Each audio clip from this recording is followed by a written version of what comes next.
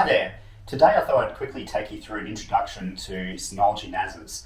These by far are one of my most favourite bits of hardware, and I'd strongly encourage anyone who's running a small business or even a medium-sized business, or even those which have quite significant infrastructure in their home environment, they should definitely consider one of these NASs. So here we've got three of Synology's lower end NASs, more for the small business and home user. So we've got the DS100 series, the DS200 series, and over here we've got 4-bay, which is the DS400 series.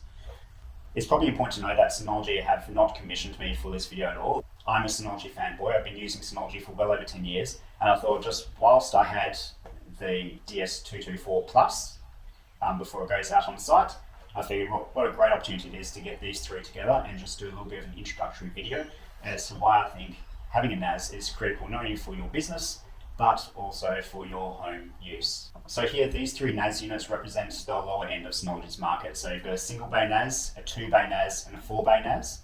And Synology goes all the way up to 12-bay NASs, plus then you've got expansion modules as well. So you can just keep on expanding your data pool as you need to. So why would I recommend these for small business?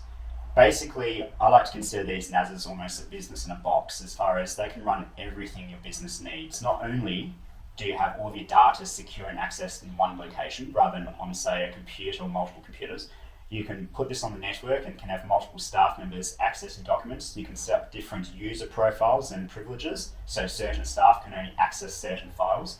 You can set up snapshots and other backup procedures. So if a file is deleted or if it's changed in some way by use which you shouldn't have, you do actually have a process where you can go back and recover previous versions of files, which is very handy. What really makes these units extremely exciting, particularly for myself as a home user and as a small business user, is if you connect these up to a VPN, you can then access everything on it from a mobile phone or from a laptop anywhere in the world. So all of a sudden your office is portable. So you just take your phone, laptop, go to a cafe, go traveling overseas, and you can still safely access all of your data, which is incredible. So for me personally, for business, I do have a VPN service added to this NAS.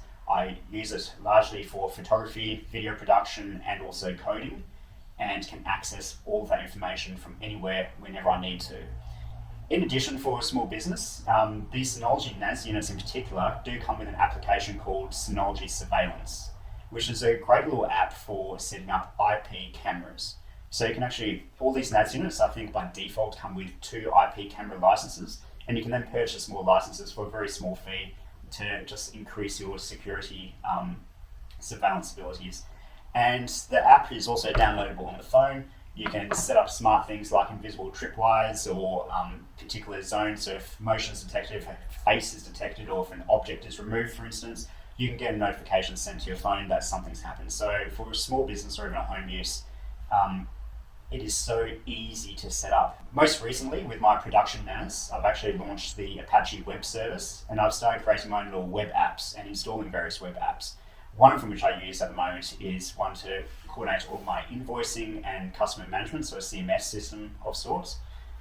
That's a content management system, so a CRM of sorts. And the advantage being of this, I can also access that now from my phone or laptop, wherever I am. So I can update invoices, I can send invoices, everything is portable on the fly, which is a huge, huge advantage. And of course, another great use of these NASs are to actually back up your existing laptops and infrastructure. So once a day, I've got my MacBook Pro backing up to this device. Same with Windows PCs. So if you're in a small business environment, you can actually have all the workstations or particular folders even on the workstations back up to this NAS as well. So that way, when it comes to business security, all of your content is all in one place. So you don't have to worry about someone spilling coffee on a laptop, or laptop being stolen, or damaged, run over, any of the other number of things which do happen in day-to-day life. You've got a copy of all of your data all in one place. In addition to all those business reasons, there's a few additional and some fun home use reasons for these too. So the single bay NAS, for instance, I use as a media server. So I'll connect this to my Apple TV and I'll stream home videos or any sort of download content and photos straight onto my TV from this unit. So it makes a fantastic addition, particularly in a family environment. We've got a lot of those videos and photos that you want to share. It's a great little tool for that. And also, as before mentioned, the security surveillance. You can very easily set up security surveillance around your own home using any of these NASs. Another great application that Synology have included in these NASs is an app called Synology Photos. So essentially it's an alternative to cloud-based storage. So particularly if you're like me and you're a bit of a data hoarder and you don't like really delete anything, it doesn't take too long before your online cloud, whether it's an Apple cloud or any other third-party cloud, becomes full, and then you're starting to pay large sums of money monthly to increase your data storage. And particularly when you've got a family with children or multiple users, it can become a very costly exercise to have all those clouds. So what Synology's done is produce an app called Synology Photos, which allows you to configure your phones, and your phones will automatically back up instead of to a third-party cloud. They'll back up to your NAS unit, which is great. So again, all of your data all stored in one place. Now, Synology Photos does have a few additional tweaks to it, where if you want to, you can enable things like photo recognition, so it can recognize faces and allow for more interesting searches and collaborations to put together albums and share photos. It's a very neat tool.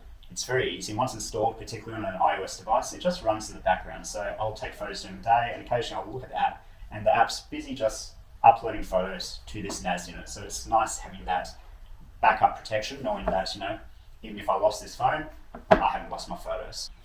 For the home use, because I've got a VPN service running, which allows me to access this NAS from anywhere in the world from my mobile phone or from my laptop, I've also uploaded things like copies of medical documents and even vouchers for things like dinners or events. So that way, if I forget to print something off, or if I've left my wallet at home, I can usually just pick up my phone, go through, and it's like, great, there's my Medicare details, or here's the voucher for this restaurant. And it becomes a huge convenience. It's like being able to access all of your home files or all of your small business files conveniently from wherever you are in the world. Having a backup strategy in addition to redundancy is key. From a redundancy perspective, if you just use a single bay NAS and something happens to the hard drive in this NAS, well, unless you've got a backup procedure in place, you're probably going to have trouble accessing your data. So I'd use the single bay NAS only in certain situations, which I'll discuss in a second. As for the 2 and 4 bay NASs, they do have redundancies built inside. So the 2 bay NAS, the data is mirrored between 2 hard drives. So if one hard drive fails, the other hard drive has a copy of the data. Same with the 4 bay NAS. You've got 3 hard drives in play, and then the 4th is for redundancy. So if any one of the 3 hard drives fail, the 4th one picks up the slack and your data is still secure. Now, in the events that this happens, the NASs will start beeping alarmingly at you to let you know that something's gone wrong. You can also set up notifications, which will notify you if something's gone wrong with one of the drives. And usually all you have to do in the event that happens is that you just pull out the hard drive which has failed and replace it with a new hard drive, and the storage pool will repair itself, and again, everyone's all happy. So redundancy has an important play, but it should not be considered a backup. So ideally, the perfect NAS setup would be you get your NAS unit, whether it's a 2 bay, 4 bay, 6 bay, whatever bay, just preferably more than 1 bay. You then get an external hard drive which you can connect next to it, so the data can sync between the NAS and the external hard drive. That way you've got 2 different medias of your data, which is great. But probably more critical, or my preference over even that, is having an offsite copy of your data. Because in the event that something catastrophic happens to the NAS, or to the building which the NAS is in, or say if there's a burglary and it gets stolen, you're still going to want a copy of your data. So if you've got backups in there, there's a fairly good chance that the backup's going to get damaged the same way as the primary NAS unit. So having an off-site backup of your data is, in my opinion, critical. And you can do this one of 2 ways. One way is by purchasing, say for instance, a single bay NAS unit like this one, and actually storing this at a family member or friend's place or place of business just somewhere else. And you can set up the NASs to link and talk to each other during the evening, so during off-peak times, and actually synchronize data. So that way, if anything happened to the primary unit, you do have a secondary unit here which has all of your data. Another option is to use one of the very many cloud services available, so such as Google Drive or Azure or one of the many others. You can actually connect these to a cloud service and actually have the data HyperBackup or any other sort of backup method to the cloud service. So again, in the event that something critical happens to the primary NAS unit, you still have a copy of all of your data. So keep that in mind. And the only other preference which I personally do with my NAS units, and strongly recommend to my clients and friends and anyone else who has one of these, is to get a UPS system, which is an uninterrupted power supply. So basically, in the event of a power failure and the NAS unit loses power, the battery will actually keep the NAS unit powered up. And this can have a few different advantages. So for one, if the NAS unit is in the middle of file access or doing something important, maybe a scrub or something critical on the system, if it loses power, there is a small possibility that you could end up with corruption on one of the drives, or worst case, all of the drives, in which case your data pool is going to be inaccessible. Just as concerning as that is power surges. So if for some reason your power is a little bit tricky in your area and you had a series of surges which could damage things like TVs and other infrastructure, it could potentially damage the board on this NAS, which will make it very difficult to access your data on the NAS unit. So having a UPS is a very good idea, and these NAS units can be set up in such a way that they can talk to the UPS and detect when they're running off battery power, in which case you can set up a timer so the NAS unit has 10 minutes or 20 minutes or whatever to safely shut itself down, and the NAS unit can then wake itself back up when normal power has been restored. So having a UPS is a very, very cheap safeguard just for that extra peace of mind, and I think pairs very nicely with a NAS. So NAS unit, external hard drive, and UPS, and preferably even a second Synology NAS offsite for backup. Also, just while we're here, I just want to talk about this unit in the middle. So this is the DS224 Plus. So Synology's got, well, multiple series of NASs, but for argument's sake here today, we'll just talk about the standard series, just the straight number, like the 118 or the 418, and then you've got the Plus series. So the Plus means that, well, in layman's terms, you can do a few additional things with it. So usually you can upgrade the RAM. So there'll be a free RAM module on this, whereas on these ones, the RAM modules will be soldered in. So whatever RAM that comes with, I think this one comes with 1 gig of RAM, this one here comes with 2 gigs of RAM.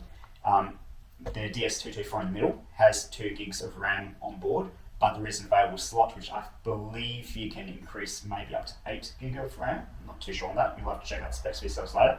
But you do have a RAM upgrade, which is fantastic, particularly if you've got multiple users accessing the data on this NAS. Additional RAM could be nice.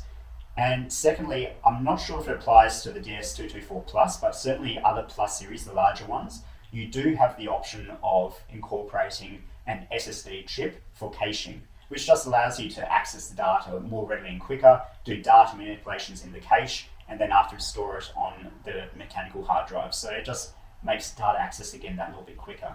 The third advantage of the Plus series, which I didn't know about till much later in the process because I started my life with a J series. With a Plus series, you can also add expansion units to it. So as far as upgrading these NAS units go from a storage perspective, you've got a few options. Either one, you can increase the hard drive capacity inside, or secondly, you can get an expansion module, which is essentially another NAS unit, except without necessarily all the smarts that a NAS has. It's more the bank of hard drives. And that then links up to the primary NAS unit and becomes an expansion unit, so you can have much more hard drives. That being said, it's probably important to note that when you're looking at getting any sort of NAS unit, whether it's for personal use or for business, you should really look at your data, which you currently have, which you're looking at backing up, and ideally make sure you get storage for twice as much of that data. So say if you look at your home use and you've got, 4 terabytes of files and data that you have, I'd certainly recommend getting a base setup on a NAS, which say has 8 terabytes, because you're going to need room to grow. And it can become very costly and very tricky if you end up starting with a NAS unit which you outgrow too soon. And that's actually been my story a little bit too. So I've owned probably about 4 or 5 Synology NAS in my time, and because I just love the hardware and geek out on new things so much, it hasn't really bothered me. But I started off with a 2-bay J series NAS, and I think I upgraded that twice. And the process is quite time consuming because you have to update the drives one at a time, let the pool rebuild each time before you add the next hard drive. It's a bit of a process, which is what eventually took me to the 418 series, where I could easily just hot swap drives and also add multiple drive bays, so I could increase my pool a little bit more incrementally. But that being said, I would certainly, if you're thinking of getting a 2-bay drive, I'd probably get a 4-bay drive. If you're thinking about getting a 4-bay drive, I'd certainly look at a 5 or 6-bay drive, because there are multiple factors when it comes in with upgrading your data storage, and I find having more drive bay options is a really helpful thing to have. And then there were 2. As you can see, I didn't quite get to finish this video before I had to go out on site and install the 2-bay NAS. In either case, I think this is probably a really good point to wrap up, so I want to thank you for your attention. And if you had any questions at all, please feel free to leave them in the comments section below. If you like this video, I would really appreciate a big thumbs up, and consider hitting that subscribe button for more content in the future. Anyway, thank you very much for your time. See you later.